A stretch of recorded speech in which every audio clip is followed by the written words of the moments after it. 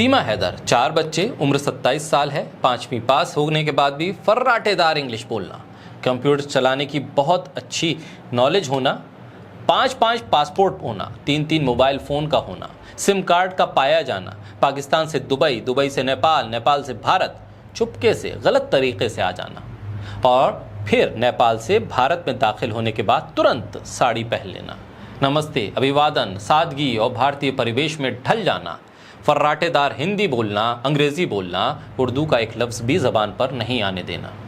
आपको मजाक लग रहा है, मीडिया इंटरव्यू ले रहा है, सोशल मीडिया पर पीठ थपथपाई जा रही है, देश उत्सव मना रहा है, भावुकता से स्वागत कर रहा है क्योंकि सीमा हैदर एक हिंदू लड़के के पास आ गई हैं, लिहाजा जश्न मनाया जा रहा है। लेकिन सवाल गंभीर है। बोलता हिंदुस्तान पर मैं हूं आपके साथ मिर्ज़ा शाकिर अली बेग। क्या सिर्फ इसलिए क्योंकि वो एक मुसलमान नाम के साथ आई है और भारत में एक हिंदू शख्स के साथ रहना चाहती है, पाकिस्तान को गाली दे रही है, सिर्फ इसलिए सीमा हैदर पर शक नहीं किया जाना चाहिए, पीठ थपथपानी चाहिए, खुशी मनानी चाहिए? अगर सचिन की जगह सीमा हैदर किसी सलीम के पास आती तो क्या यही रवैया होता गोदी मीडिया का? यही रवैया होता प्रशासन का? यही रवैया होता जांच एजेंसियों का? और यही रवैया होता आपका? सीमा हैदर कितनी बड़ी कलाकार है, उसको कोई सूरत याद नहीं। नमाज रमज़ान में पढ़ी थी इसलिए अब भूल गई है। वो मुसलमान है लेकिन उसको कलमा याद नहीं है, ना कोई सूरत याद है, ना कोई आयत याद है। आखिर कैसे हो सकता है?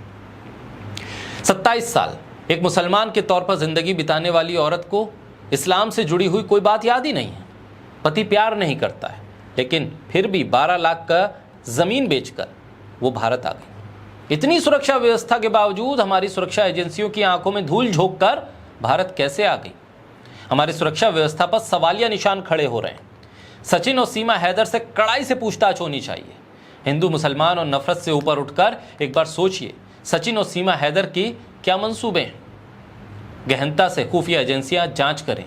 देश का कोई भी मुसलमान ये नहीं चाहेगा कि किसी दूसरे देश का दुश्मन हमारे देश की एकता और अखंडता के साथ कोई खिलवाड़ करे, क्योंकि ये मुल्क हम सबका है और मुल्क में प्यार करने वाला शख्स, चाहे वो हिंदू हो या मुसलमान, सिख हो, ईसाई, किसी भी मज़हब का हो, अपने मुल्क के साथ गद्दारी नहीं कर सकता।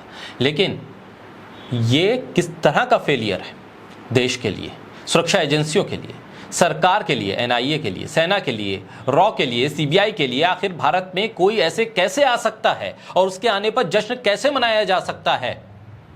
कैसे मीडिया अपनी जिम्मेदारी भूल रहा है?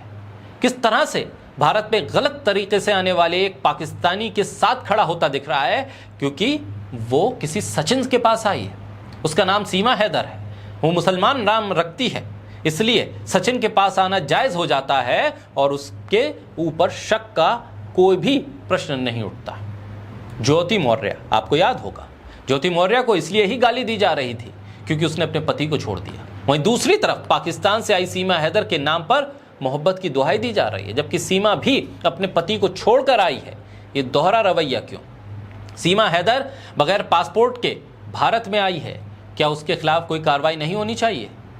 जिसके पास आई है वो सचिन है, इसलिए सीमा हैदर के तमाम गुनाह माफ़ कर दिए जाएं। सचिन की जगह अगर सुलेमान होता तो क्या अब तक एनएसए नहीं लग गया होता उस शख्स के ऊपर? और मीडिया मोहब्बत का गुणगान करने की जगह आतंकी स्टोरी लिख रही होती? आखिर ये दोहरापन क्यों है? ये सोचना होगा, टटोलना होगा और इस पूरे मामले की बहुत तफ्तीश के साथ, गहनता के साथ जांच होनी चाहिए, असलियत सामने आनी चाहिए।